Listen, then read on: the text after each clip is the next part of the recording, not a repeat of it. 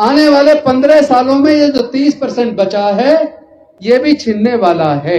300 से ज्यादा बहुजन समाज के लोकसभा में सांसद होने के बावजूद अगर जातिगत जनगणना नहीं करा पा रहे, भाई डूब मरो इस्तीफा दे दो। ना संसद में जाने से समाधान हुआ, ना विधानसभा में जाने से समाधान हुआ, ना जज बनने से समाधान हुआ।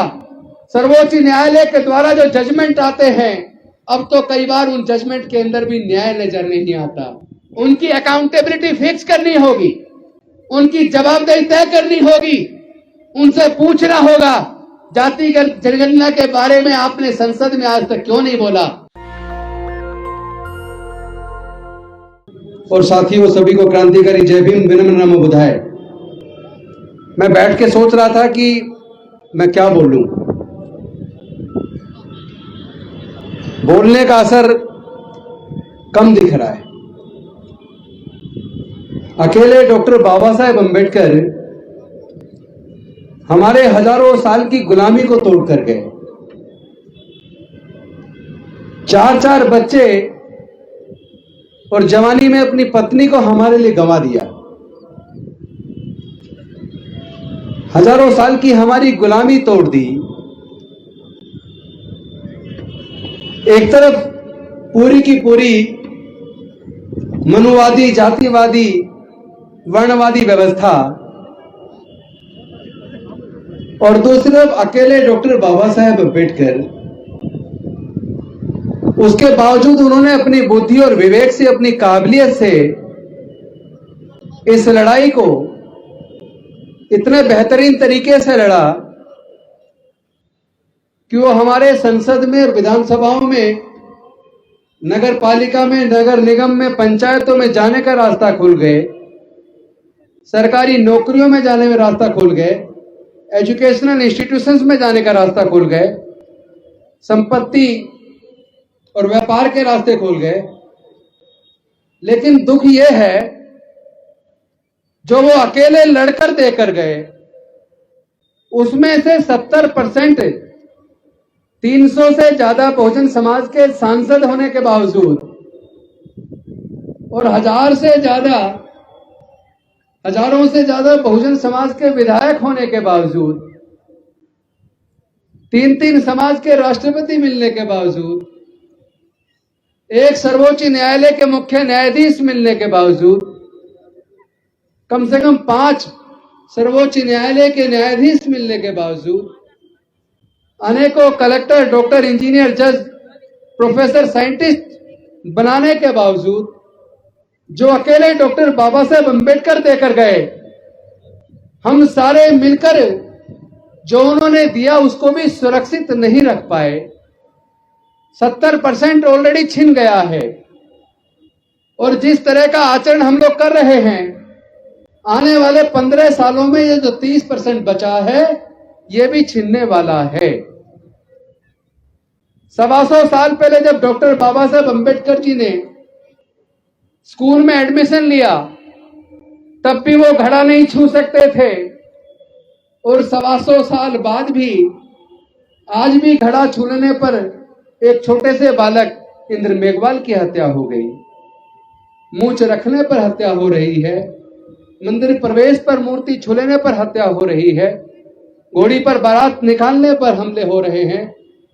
एजुकेशन जो बाबा साहेब ने दी उसको साजिश के तहत छीन लिया है। आप माने या न माने, एजुकेशन इतना महंगा कर दिया कि हमारे 99.5% लोग आज हायर एजुकेशन का खर्चा उठाने में सक्षम नहीं है। एजुकेशन आपकी गई, रिजर्वेशन आपका गया, सब कुछ प्राइवेटाइज कर दिया, और लंबे समय से हमारे लोग जातिगत जनगणना कराने के लिए आंदोलन कर रहे हैं। अरे लानत है उस समाज पर तो नहीं, लेकिन उस समाज के नेताओं पर जो 300 से ज्यादा संसद में होने के बावजूद 543 में से 300 से ज्यादा बहुजन समाज के लोकसभा में सांसद होने के बावजूद अगर जातिगत जनगणना नहीं करा पा रहे, भाई डूब मरो इस्तीफा दे दो। तुम्हारे बस की बात नहीं है। तुम लोग इस लायक नहीं हो जिनको संसद में जाना चाहिए था। तुम कायर लोगों की जमात बनकर रह गए हो। हमें, मुझे लगता है, अपनी स्ट्रेटेजी चेंज करनी होगी। सर्वोच्च न्यायालय का न्यायाधीश बनने के बावजूद, एमपी एमएलए मंत्री बनने के बावजूद बाबा साहेब के दिए हुए सारे हक अधिकार हमारे हाथ से छीनते जा रहे हैं। हम उसको बचा नहीं पा रहे। और जितने भी हम आजकल सभाएं कर रहे हैं, देख रहे हैं, रामलीला मैदान बुक करते हैं, लेकिन हमारे लोग जितनी संख्या में अब से 20 साल पहले, बल्कि याद करो, हमारे सीरियस नेता सीनियर लोग बैठे हैं, कभी वोट क्लब पे रैलियां हुआ करती थी, रामलीला मैदान में कम हुआ करती थी, और वोट क्लब पे कई कई लाख लोग आते थे। इस रामलीला मैदान के अंदर भी इतनी बड़ी बड़ी रैलियां हुई हैं कि पूरा रामलीला मैदान और आसपास के सारे रोड, राजघाट तक पूरे जाम हुआ करते थे। घर में बैठ के लड़ाई लड़ना चाहते हैं, सोचते हैं कि घर में बैठ के ही काम चल जाएगा। मुझे लगता है कि रणनीति बदलने की जरूरत है। ना संसद में जाने से समाधान हुआ, ना विधानसभा में जाने से समाधान हुआ, ना जज बनने से समाधान हुआ। सर्वोच्च न्यायालय के द्वारा जो जजमेंट आते हैं, अब तो कई बार उन जजमेंट के अंदर भी न्याय नजर नहीं आता। यानी कि लड़ाई का स्वरूप चेंज करना होगा। अब धरने, प्रदर्शन और इस तरह की रैलियों की बजाय मुझे लगता है कि असली जो जगह है, तीर निशाने पे मारना होगा। जब जब आप तीर दाएं बाएं मारते हैं तो चोट सही जगह नहीं लगती। पहली बार 5 अक्टूबर को आपने सही जगह चोट मारी तो पूरे देश के अंदर नहीं, पूरे दुनिया के अंदर खलबली मच गई। इसका मतलब इनको तकलीफ किस चीज से होती है? इनको तकलीफ होती है ये जो सामाजिक व्यवस्था, जो वर्ण के ऊपर और जाति के ऊपर आधारित है, जिस सामाजिक व्यवस्था में कोई जन्म से नीच और कोई जन्म से ऊंच है, जिस सामाजिक व्यवस्था में अंधविश्वास, पाखंडवाद और रूढ़िवादिता है, आपका असली हमला होगा। आप पाखंडवाद छोड़ दो, आप अंधविश्वास छोड़ दो, आप रूढ़िवाद छोड़ दो, आप वर्ण व्यवस्था को लात मार के बाहर आ जाओ। अपने बुजुर्गों की सांस्कृतिक विरासत में, बुद्ध के धम्म में, जिस दिन आप सब वापस आ जाएंगे, आप बहुमत में आ जाएंगे। और बहुमत में कहने वाले लोग अल्पमत में आ जाएंगे। और बहुमत का राज होता है, अल्पमत का राज नहीं होता। आप राज को पाने की, सत्ता को पाने की बात तो कर रहे हो, लेकिन जो सत्ता में शीर्षस्थ पदों पर बैठे हैं, जो देश के सारे प्राकृतिक संसाधनों के मालिक बनकर बैठे हैं, वो मुट्ठी भर लोग आखिर ताकतवर क्यों है? वो ताकतवर इसलिए है क्योंकि देश का बहुजन समाज, बहुसंख्यक समाज आज भी गुलामी के जंजीरों को तोड़ने के लिए तैयार नहीं है।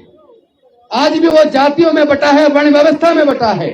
वो आज भी जातियों को छोड़ने के लिए तैयार नहीं है।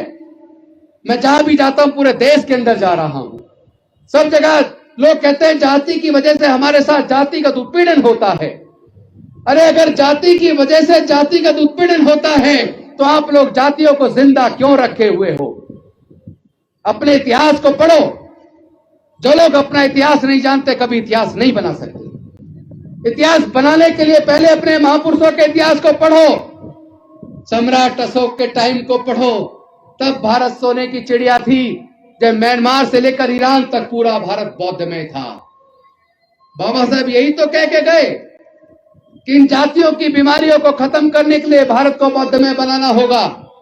हमें फिर से अपने बुजुर्गों की सांस्कृतिक विरासत में, बुद्ध के धम्म में वापस आना होगा। तो इस लड़ाई को जीतने का तो एक ही रास्ता है।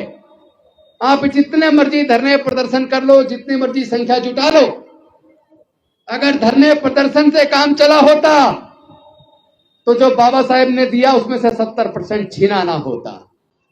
अगर धरने प्रदर्शन से काम चला होता, अगर 300 सांसद संसद में भेजने से काम चला होता, तो जातिगत जनगणना करवाने के लिए इतने सारे आंदोलन ना करने होते।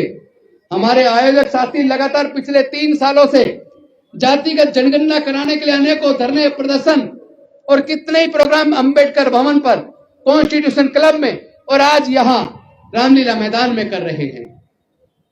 मुझे लगता है कि अब इतनी ताकत रामलीला मैदान में, अंबेडकर भवन में या कॉन्स्टिट्यूशन क्लब में लगाने की बजाय पूरे देश में भ्रमण शुरू करो। और जो सांसद संसद के अंदर बहुजन समाज के बैठे हैं उनको उनके घरों में कैद कर लो, उनको उनके घरों में ही चल के आपको बैठ के उनके कमरे में जाकर पूछना होगा, आप संसद में क्यों हैं, आप संसद में किसके लिए हैं, आपने संसद में समाज के कितने मुद्दे उठाए, उनकी अकाउंटेबिलिटी फिक्स करनी होगी, उनकी जवाबदेही तय करनी होगी, उनसे पूछना होगा जातिगत जनगणना के बारे में आपने संसद में आज तक क्यों नहीं बोला। अगर एक बार सारे बहुजन समाज के सांसद संसद के अंदर खड़े होकर और सभापति जी को कह दें कि हम एक प्रस्ताव लेके आ रहे हैं कि जातिगत जनगणना सरकार करवाए, और सरकार अगर तैयार नहीं है तो हम सारे के सारे रिजाइन करने के लिए तैयार हैं, 1 मिनट के अंदर 1 मिनट लगेगा, आप देश की पूरी सरकार आपके कदमों में होगी। लेकिन कायर लोग कुर्सी को बड़ा समझते हैं, महान लोग अपनी महानता से कुर्सियों को अपने पीछे लाइन में लगा देते हैं। आप लोग अपना कद इतना बड़ा करो कि कुर्सी आपके पीछे हो।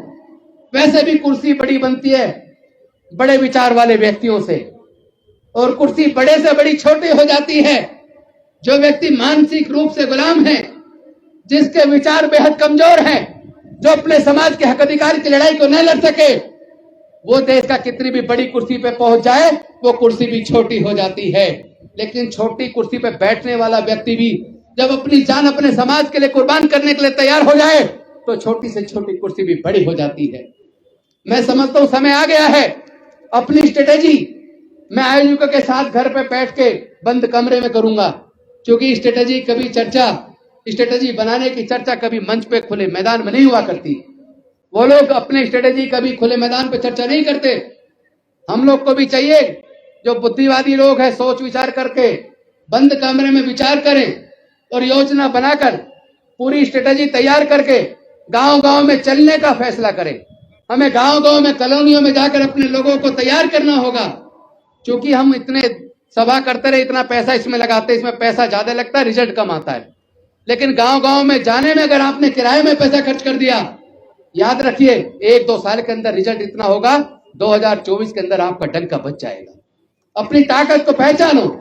आप लोग अपनी ताकत नहीं पहचान रहे, आपके पास सीमित पैसा सीमित संसाधन है, इन संसाधनों का इस्तेमाल सही सोच के साथ विचार के साथ इस्तेमाल करेंगे तो मैं जानता हूं जीत हमारी होनी तय है।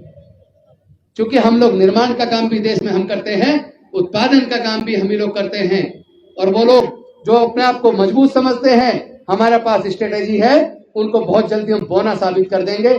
लेकिन आप कम से कम मंच पे बैठे लोग ही तैयार हो जाए। एक दिन बैठ लो, 1-2 रात साथ बैठ के चर्चा करते हैं, चिंतन करते हैं, विचार करके एक रणनीति तैयार करते हैं, और देश के कोने कोने में गांव-गांव में जाकर अपने लोगों को तैयार करने का काम शुरू करेंगे। हमें कैडर तैयार करना पड़ेगा। बिना कैडर के कैडराइज लोगों की भीड़ से रिजल्ट आने वाला नहीं है। लेकिन कैडर वाले लोग अगर आपने केवल हजारों लोग भी तैयार कर दिए तो पूरे देश का इतिहास बदल देंगे, पूरे एक देश का इतिहास लिखने का काम करेंगे। इन्हीं शब्दों के साथ, चूंकि बाकी बातें मैं मंच से करने की बजाय जब आप लोग कहीं बंद कमरे में बैठेंगे तब रणनीतिक चर्चा आपसे करेंगे। मैं अपनी बात को यहीं पे विराम देता हूं। बहुत बहुत धन्यवाद। नमो बुद्धाय। जय भीम, जय भारत। ये खामोश मिजाजी तुम्हें जीने नहीं देगी, इस दौर में कर जीना है तो कोहराम मचा दो। बहुत बहुत धन्यवाद, शुक्रिया। नेशनल दस्तक की आपसे गुजारिश है कि अगर इसको बचाना चाहते हैं तो नेशनल दस्तक को सब्सक्राइब करने के लिए रेड कलर के सब्सक्राइब बटन को दबाएं, फिर बेल आइकन की घंटी दबाएं। नेशनल दस्तक को बचाने के लिए बहुत जरूरी है कि हर खबर को शेयर करें, लाइक करें, कमेंट जरूर करें।